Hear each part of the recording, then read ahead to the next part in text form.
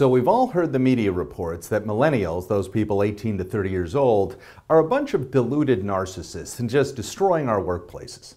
And the media says that they're lazy, that they're entitled. A recent article in Time magazine takes a sharp poke at the millennial generation. That's the generation born between the 1980s and early 2000s. The cover calls them the me generation and describes them as lazy, entitled, narcissists who still live with their parents. But we at Leadership IQ have some new data that may debunk this a little bit.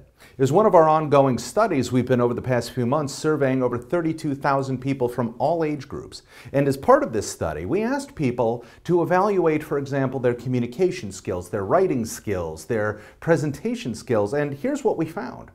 When we asked people of all generations to evaluate their writing skills relative to their peers, what we found was that millennials actually rated their writing skills relative to their peers lower than any other generation.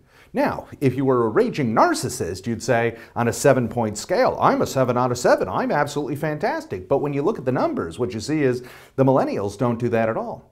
When we asked people to rate their communication skills, again, we found the same thing, sharply lower scores for the millennials relative to any other generation. Again, if you were a raging narcissist, you'd rate yourself a 7 out of 7. Instead, we're talking about scores in the 4s, hardly the mark of a deluded narcissist.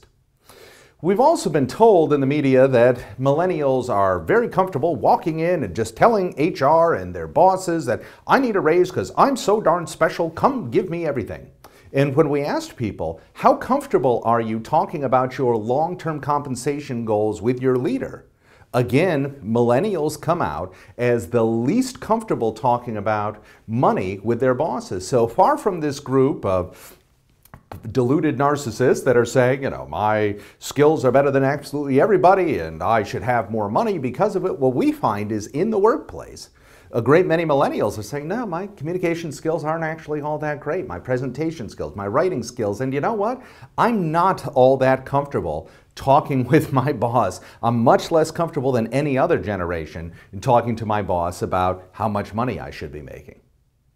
Now, does that mean that the conflicts that we often have between boomers and millennials in the workplace, between a late 40, mid 50-year-old boss and a 20-something-year-old employee is just magically going to go away based on this data? Of course not. Those issues still exist.